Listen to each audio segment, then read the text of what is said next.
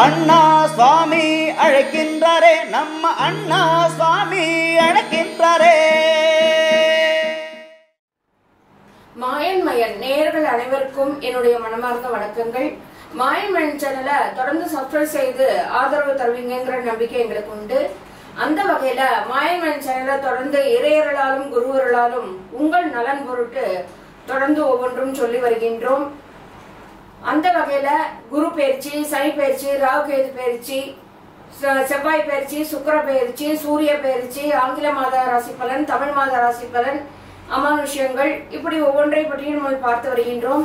அந்த வகையில இந்த சனி வக்ர பயிற்சி 12 ராசிகளுக்கும் எவ்வாறு இருக்கும் என்று சோழி பிரசனம் மூலம் பார்க்கலாம். இந்த சனி வக்ர பயிற்சி மீன ராசிக்குள் உத்திரட்டாதி நட்சத்திரத்துல சஞ்சாரம் செய்யும் சனி பகவான் ஜூலை மாதம் 13ஆம் தேதி, அதாவது 13/7/2025 முதல் வக்ரகதி அடைந்து நவம்பர் 27ஆம் தேதி, அதாவது 27/11/2025 அன்று வக்ர நிவர்த்தி அடைகிறார். ஆக 138 நாட்கள் மீனராசியில் சஞ்சரிக்கும் சனி பகவான் மீனராசி முதல் டிகிரி வரை பின்னோக்கி நகர்கிறார். அதாவது உத்திரட்டாதி 2ஆம் பாதத்தில் இருந்து பின்னோக்கி நகர்ந்து உத்திரட்டாதி 1ஆம் பாதம், பூரட்டாதி 4ஆம் பாதம் வரை சஞ்சரித்து பின் வக்ர நிவர்த்தி அடைகிறார். மீனராசிக்குள் நிகழும் வக்ர நிகழ்வு மிகவும் முக்கியமானதாக கருதப்படுகிறது. சனியின் பார்வை ரிஷபம், கன்னி, தனுசு ராசிகளில் விழுகிறது. இப்போ ரிஷப ராசியை பற்றி பார்க்கலாம்.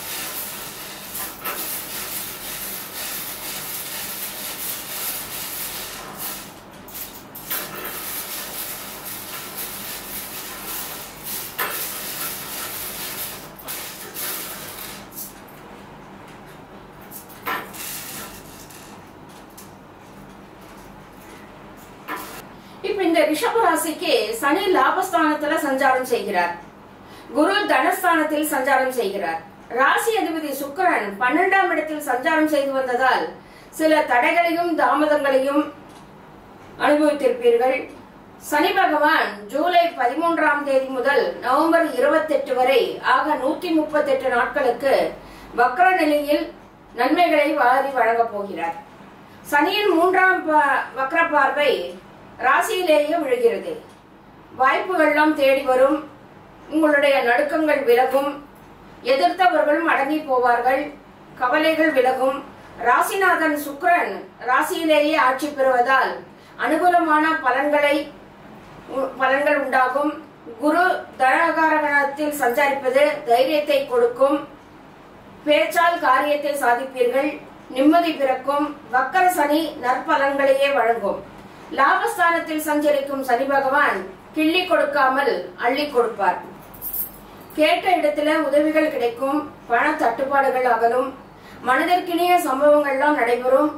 பணி ஓய்விற்கு பிறகும் ஒரு சிலருக்கு பணிபுரியும் வாய்ப்பு உண்டாகும். ஆரோக்கியத்தில் மட்டும் சிறிய சிறிய அச்சுறுத்தல்கள்லாம் உண்டாகும். தொழில் ஸ்தானத்தில் இருக்கும் சனி பகவான் விலகி லாபஸ்தானத்திற்கு செல்கிறார். 3ஆம் பார்வையால் ராசியையும், 7ஆம் பார்வையால் பஞ்சம பூர்வ புண்ணிய ஸ்தானத்தையும், 10ஆம் பார்வையால் அஷ்டமஸ்தானத்தையும் பார்க்கிறார். வெளியூர் மற்றும் வெளிநாடு தொடர்புகளை வலுப்படுத்துவீர்கள். உங்களின் மதிப்பு மரியாதை அதிகரிக்கும். உடல் உழைப்புக்கேற்ற வருமானம் கிடைக்கும். தொழிலில் ஏற்பட்ட சங்கடங்கள் நீங்கி முன்னேற்றகரமான திருப்பங்கள்லாம் உண்டாகும். கடன்களை திருப்பி செலுத்துவீர்கள். வியாபாரிகள் திட்டங்கள் அனைத்தும் நல்ல லாபத்தை கொடுக்கும். கொடுக்கல் வாங்கல் நன்றாக இருக்கும். அரசியல்வாதிகளை பொறுத்தவரையில தொண்டர்களின் ஆதரவுடன் செயற்கரிய செயல்களை எல்லாம் செய்து வருவார்கள். இல்லத்தில் திருமணம் போன்ற சுப நிகழ்ச்சிகளை நடத்தி மகிழ்வீர்கள். இந்த நேரத்துல ஆண்டவனோட சகாயமும் ஆத்ம நண்பர்களின் உதவியும் அரிய சொந்தங்களின் ஆதரவும் உங்களுக்கு அமைந்திருக்கிறதுனால நல்ல அதிர்ஷ்டவசத்துடனேயே விளங்குகின்றீர்கள்.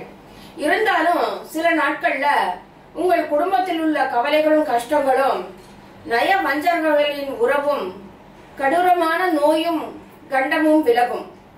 நாட்கள் போக போக அபாரமான செல்வாக்கும் தேக ஆரோக்கியமும் அண்டியவர்களையும் ஆதரிக்கும் அமைப்பும் அன்பு கொண்டு ஒவ்வொரு எண்ணங்களையும் சாதித்து ஜெயமடையும் நன்மையும் புதிய நண்பர்களின் உறவு கூடுதலும், மனையில் பெண் குழந்தை உற்பத்தியும், புண்ணியந்தழைக்க கண்ணியமான தர்மத்தின் மேன்மையும், பொல்லாத கவலைகளும் இல்லாமல் விலக காலம் நெருங்கியுள்ளது. அதனால் இதில் ஒரு குறை இருக்கு. அதாவது 3 வருஷமாக உங்கள் ஜென்மத்தில் அங்காரகன் சம்பந்தப்பட்டு ஆபத்தான பல காரியங்களையும் உங்களை ஈடுபடுத்தி இருப்பார். அங்காரகன் அடுத்த மாதம் 5ஆம் தேதிக்கு பிறகு ஒழிய போகிறார். அதற்கு பிறகு ஒரு காரியத்திலும் உங்களுக்கு ஒரு விதமான சிக்கலும் ஏற்படாது. எண்ணிய எண்ணமெல்லாம் ஏமாற்றம் அடையாமல் வெற்றி பெறுவீர்கள். ஆனால் இப்பொழுது எதிலும் அவசரப்பட்டு பிரவேசிக்க வேண்டாம். அவசரப்பட்டு பிரவேசித்தால் தோல்வியே காணப்படும். அதே சமயம் திருத்தணி அருகே உள்ள அகோர் பாத சனீஸ்வரர் ஆலயம் சென்று அங்குள்ள பாத சனீஸ்வரருக்கு எள்ளெண்ணெய் அபிஷேகமும், அங்குள்ள சகசரலிங்கேஸ்வரருக்கு வில்வ அர்ச்சனையும் செய்து வணங்கி வர எல்லா நற்பலன்களும் கிடைக்கும். நினைத்த காரியங்களும் கைகூடும்.